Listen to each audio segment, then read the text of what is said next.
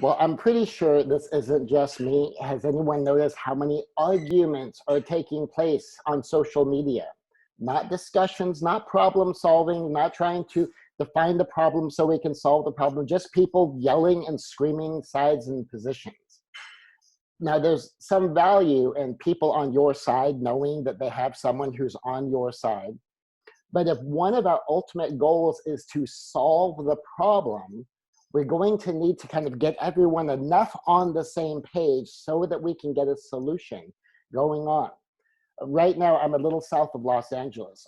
Back in 1992, we had riots and protests in Los Angeles that rose up to such a level that the National Guard was called out. The Insurrection Act was activated. We had US Army and United States Marines on the streets of the United States of America to restore peace. Clearly, we didn't get this thing solved because here we are again. Arguably, here we are still. Now we have social media, so it seems like everyone's involved in the argument, is what it feels like. And very often, whenever anyone jumps in, there is an argument. Now, one of the things that's really frustrating to me is literally the name of my masterclass is Solve the Problem Without a Fight in One Conversation. If you go to my website, scottwith1t.com, that's SCOTWITH, the number one, the letter T.com, you will see that I have a lightning talk there that is literally called Solve the Problem Without a Fight. I want to solve problems. I don't want fights. I want solutions. Now, I've been able to have the opportunity to have some influence over dozens, over hundreds of people who have been my clients, who have trained with me, who have learned from me over the years. To me, it's sad that we don't have thousands, tens of thousands of people trying to come to solve problems and trying to do so without a fight. I think I've been a pretty good example on my own social media and where I show up with other people on the conversations. Admittedly, there is one issue where I still get a little bit touchy because it seems directly aimed at not solving a problem and at picking a fight at a place where there is no problem to be solved. But other than that, if you go to, so just look at my stuff and you can see that I'm trying to approach it in a way to get a conversation going aimed at define the problem, solve the problem. And I'm going to share with you, I'm going to pull up the slideshow from my lightning talk. And we're going to go over a little bit about how this applies to the current situations and situations, because we do have more than one going on. Let me get my screen share going on here. I'm going to use the same slides for my lightning talk, so that way we can, essentially you can see that this really is what I do. So there's the title of my talk right there, Solve the Problem Without a Fight in One Conversation. Part of that means that you have to have a problem defined well enough so that you can solve it. So sometimes that conversation begins with, can we define the problem? Let's sort out what the real problem is. And then solve the problem without a fight. That presumes that we don't want a fight, we want a solution. And to do so in one conversation. Now, part of that is you need to engage in a conversation rather than engage in a fight. And that the purpose of the conversation has to be aimed at wanting to solve the problem.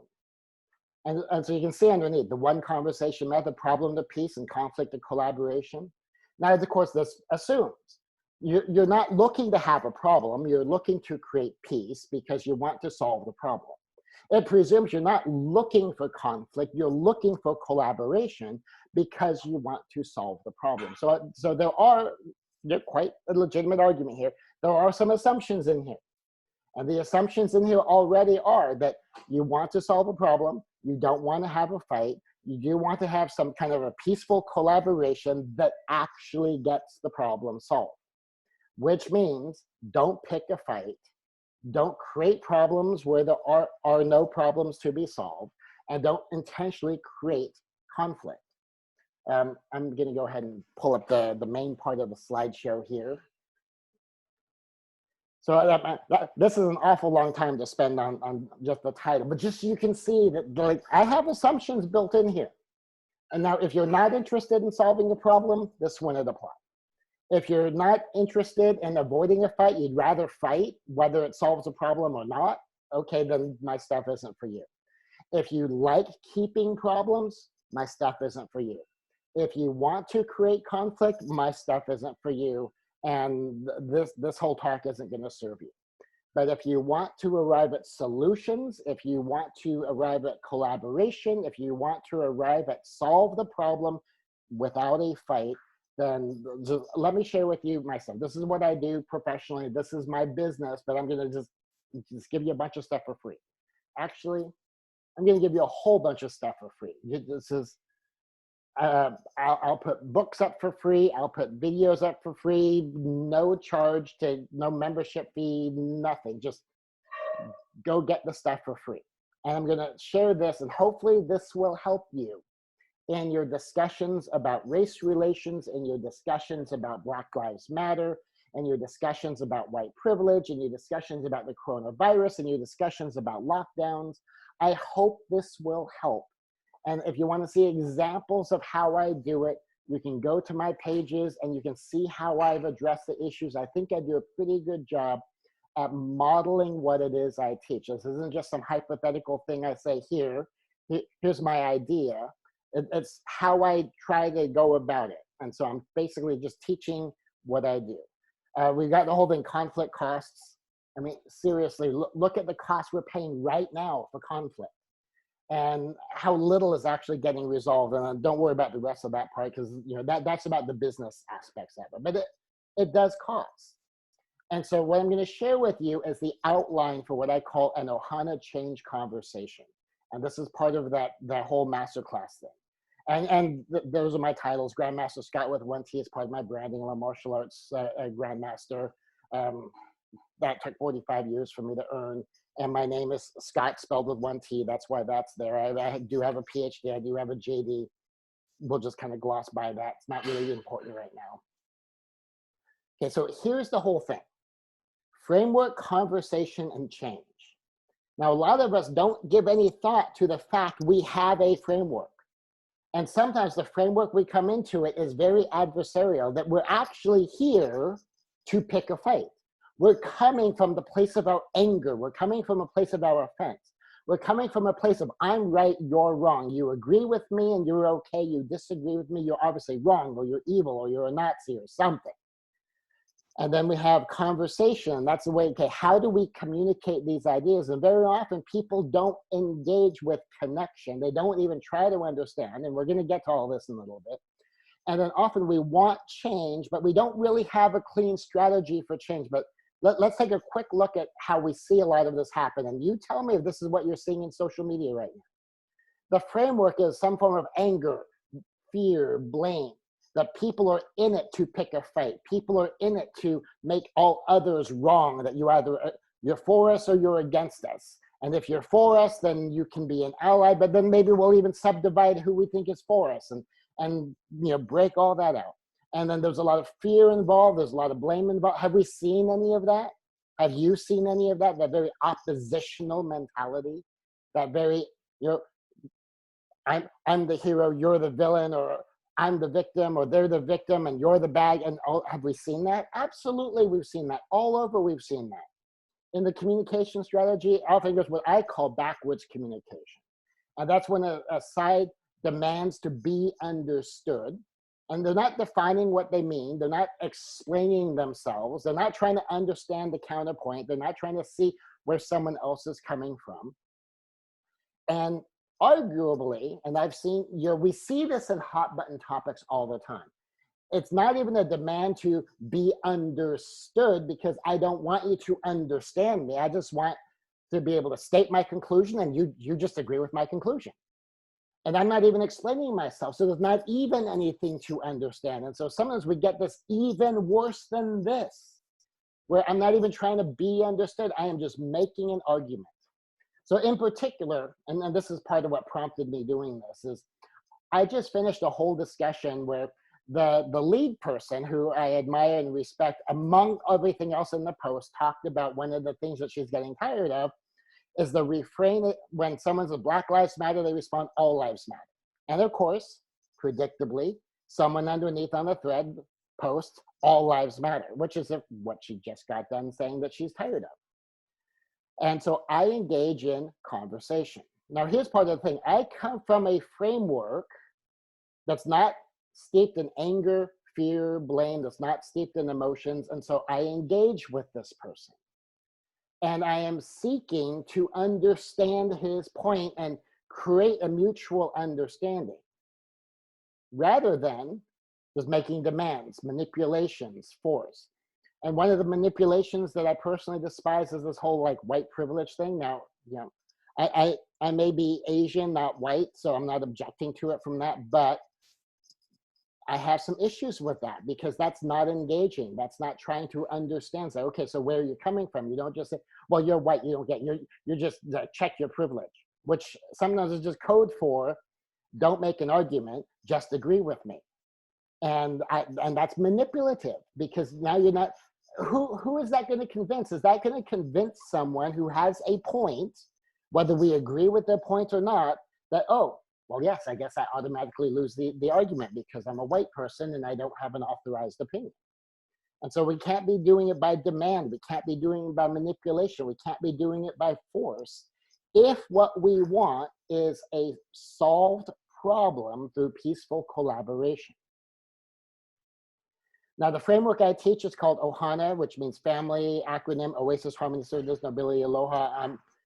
If you want to know more about that, I will give you the books for free. You can just go to my site. You can download them, no charge. You can go to Amazon and buy them if you want physical copies. But if you just want to see what I'm talking about, you can download it for free, no charge. You can just have them. The framework I want to talk about, though, is the hero, villain, victim framework. The hero is the one actually trying to make something better. The villain is the one who's making it worse, and the victim is the one for whom it is made worse. And when I have some of these discussions, the assumption that I make coming in, this is my frame, I call it the hero frame, is I come into it with the assumption that human beings want to solve problems. Now, what I find, generally speaking, honestly, sometimes people really don't want to solve problems. But to be perfectly honest, sometimes they don't. But even of the people who don't want to solve the problem, what I've also found is very often they don't want to admit that they don't want to solve the problem. That somewhere in the path is, well, of course I want to solve the problem. And if I can engage them on that level, if I can lock them into, do you want to solve the problem or do you just want to perpetuate a fight? At some point, they'll say something along the lines, well, of course I want to solve the problem. I say, well, then can we focus on the things that have a chance, some chance, at actually solving a problem? And at some point, you can almost always get someone engaged in that way. And then the people who refuse, by the way, tend to just walk away, which isn't your fault, nothing you can do, because people have a right to not have the conversation. The villain is the one who makes it worse. I like to externalize the villain where the problem is the villain. That's why we're trying to solve the problem. That if you come to me and we have a problem, well, if we can resolve our problem, will we want to probably stay connected? Very likely. If we can't solve the problem, will we want to stay connected? Depends on the problem, right? So the problem is at issue. If we can resolve the problem, we can have a connection. If we cannot solve the problem and it's a relevant, significant problem, that's going to damage our connection. And so I treat the problem as the villain. And then the victim is for whomever it is made worse. And a lot of times I don't even need to spend a whole lot of time on who's the victim or what's the victim or what's being damaged, because the goal that we have when we come together is, can we connect? Can we agree we both want a negative situation to be better than it is? And can we agree that if we can have some conversation aimed at solving this problem, maybe we can make it better? It might not be good, it might just be less bad, but at least we can have a connection, a conversation. We can try to figure out at the very least, like, what else do we need to know? Then we have conversation to communication. And that's understand, define, be understood is what I mean by communication. Conversation is about connection. Communication is about I understand you and where you're coming from. We define our terms because very often we go back and forth, and the fight isn't actually over the underlying concept. The fight is over the use of terms.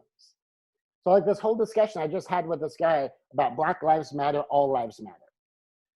Well, the way he's using all lives matter is that he has a belief that there is a difference in criminal activity between the Black community and the non-Black community.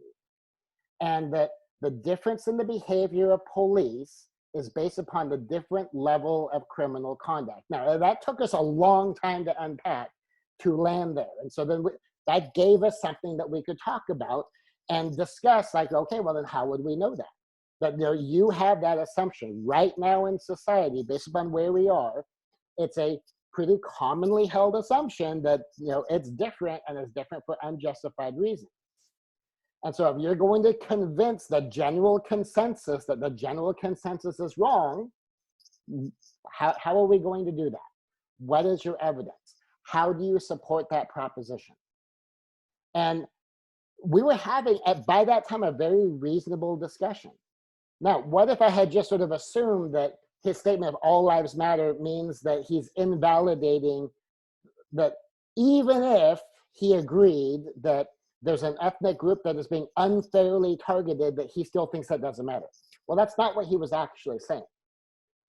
And as we unpacked and defined the terms, we were able to sort this out. And by the way, likewise, he was doing the exact same thing. He was taking Black Lives Matter as a statement that Blacks want special treatment.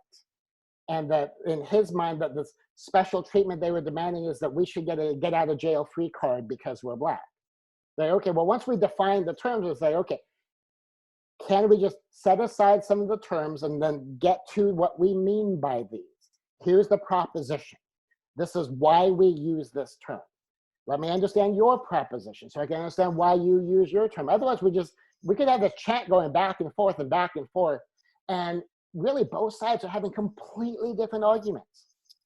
Now, I teach this stuff. I've done exactly the same thing, where I got into it with my mother one time on some issue, and after a while, both of us had a version of like, why is this other person making such a stupid argument? I know they're smart. I know they're wise. I don't get it. Why are they being so stupid about this? It was that we were using a word differently.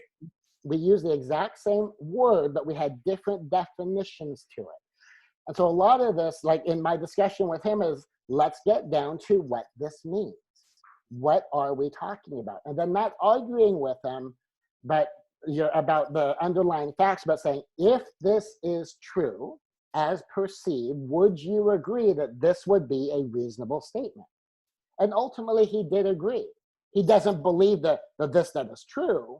He says, but yes, if that is true, that would be a reasonable statement. So therefore, if I believe this is true, would it make sense that I would make the statement? And ultimately he agreed. And I also conceded that, like, and if what you believe is true, your statement would also be reasonable. So just the fact you believe these underlying facts tells me that to you, these are true. And so then therefore, your statement makes sense from your point of view. I get where you're coming from. And let me explain. And we had a very good conversation. We had some movement. We had some understanding. We had some potential for collaboration. Now, if either one of us were decision makers in this area, we would have had an opportunity to start developing some solutions. We arrived far enough along that we could do something that could make a difference if we had the authority to make a decision.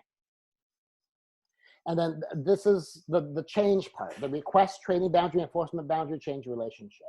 And because of the nature of the discussion we were having, all we could do is the request level. And the request or suggestion I made to him is like, okay, if you have these beliefs, if you believe this proposition as you stated, and if I'm understanding you right, and we established all those things, may I make a suggestion?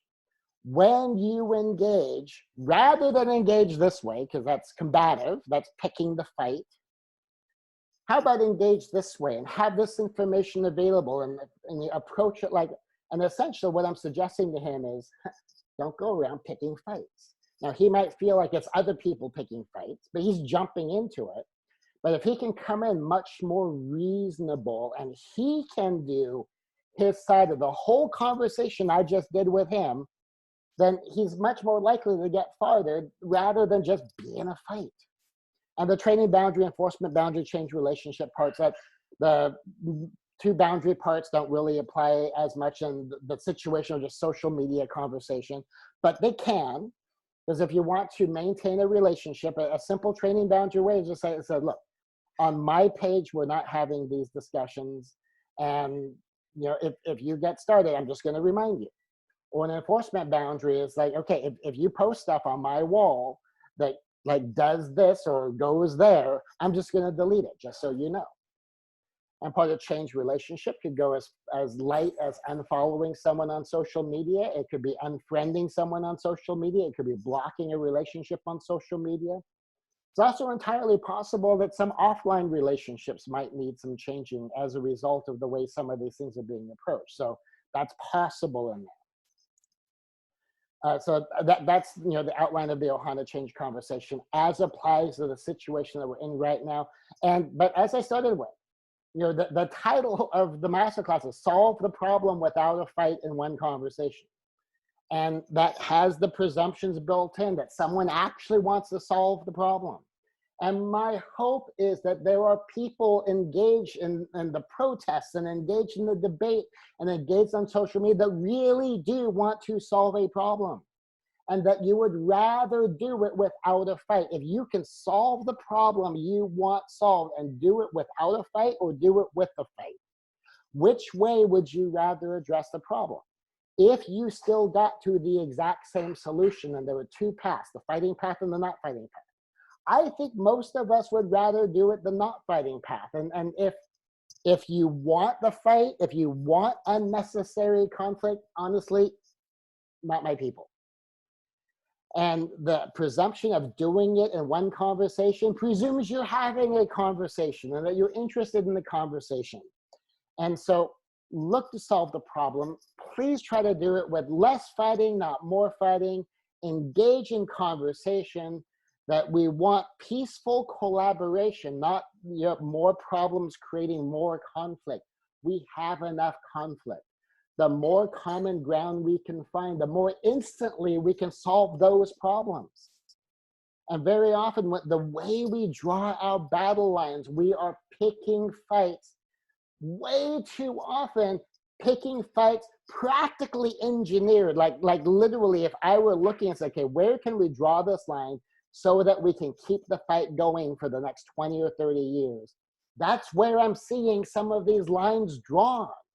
Is they're engineered to perpetuate the problem, and they're engineered to perpetuate anger, perpetuate fear, and to keep a fight going rather than have a problem solved. And I have the strong bent. Define the problem, solve the problem. I want to solve problems. And I hope that this helps. I do. Let me stop this screen share. Because dang it, we got enough going on as it is. I would rather have less conflict. I would rather have more solutions. So if this will help, if this stuff will help, if my Ohana frame will help, you can have it for free. Just go to my website. You can download the Ohana Way report for free.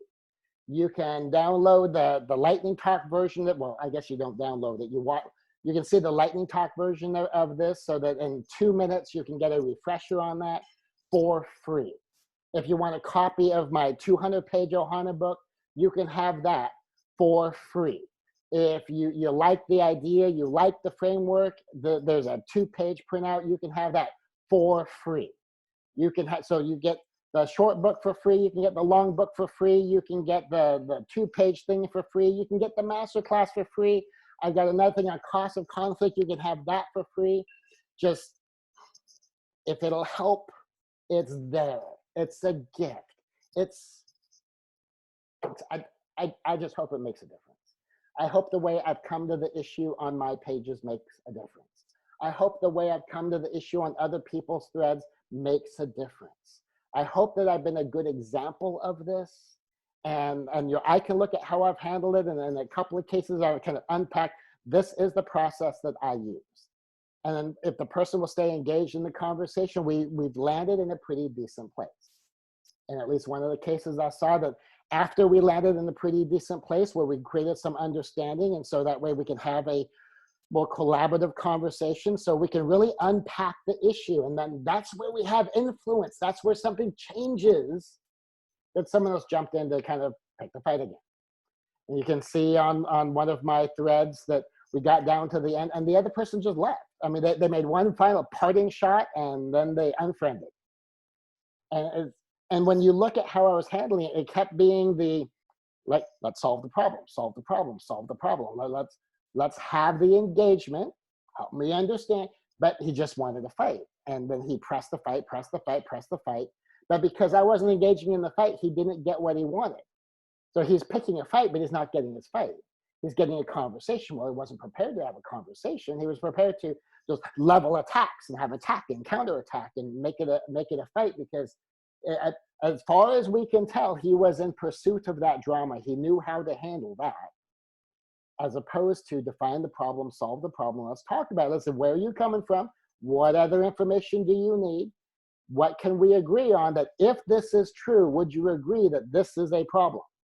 And when someone engages with stunning consistency, as a conversation unfolds, you begin to find minds open, you begin to find hearts open, you begin to find insight as to what's a collateral issue and maybe ought not be part of this conversation, because that is great fuel for fighting, but it's not really helpful for problem solving, and that we can set that aside.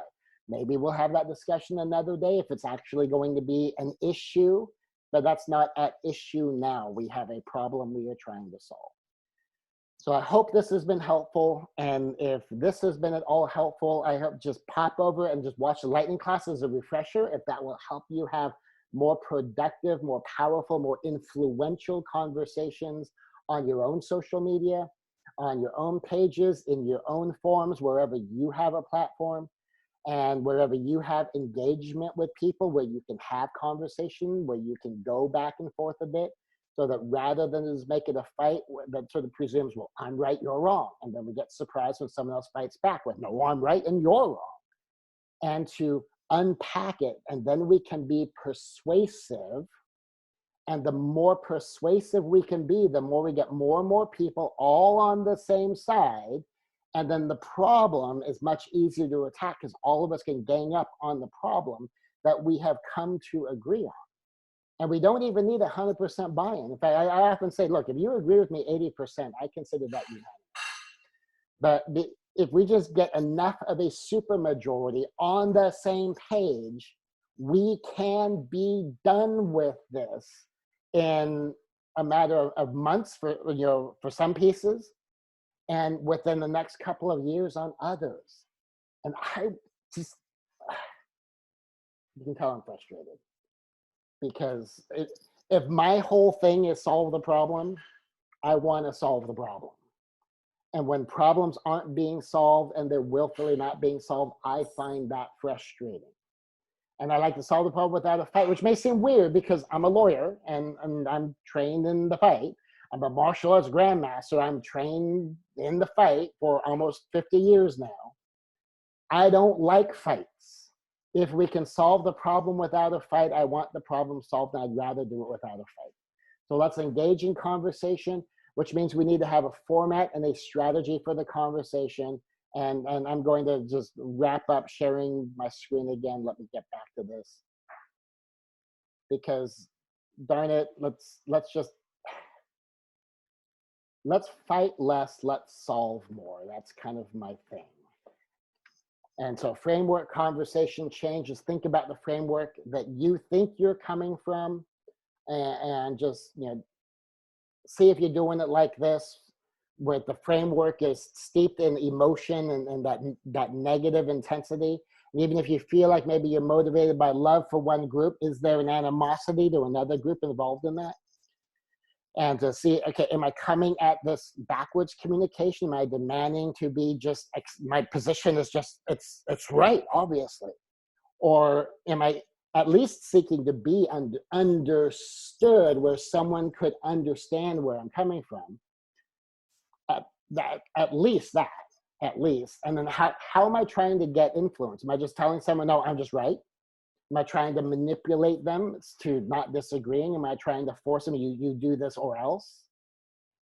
And let me get down here. And so that framework, the hero, villain, victim frame, come from that hero frame that recruit someone to help address the problem. Connect with the person, try to understand where they're coming from, because once someone feels heard, I mean, the social reciprocity almost demands that they have to listen, because you're asking questions. And at some point, they have to ask questions back. And by the way, if they don't, just at some point you say, okay, I've sought to understand you. Is it fair if you spend a little time trying to understand how I see this? And that's almost inarguable. How can someone say it's not at least fair? Which then gives you a chance to seek to be understood. And then how are we going to seek change? And in a lot of cases, it'll be the request of the change relationship. And that's okay. But you have a sequence. You have a hierarchy of hierarchy of intensity, a hierarchy that you're going to use, a sequence that you're going to use. So again, I hope that helps. And my stuff is free. Just go get it at scottwith1t.com, SCOTWITH, the number one, the letter T.com, and books for free, videos for free, masterclass for free, downloads for free, and just use it, apply it, have good conversations, try to make a difference with the places you have influence. Try to engage in a conversation to at least expand people's understanding, and see if maybe this time we can get to some solutions. And so we don't have to keep having some of these problems. This is Scott Conway. That's what I have to share.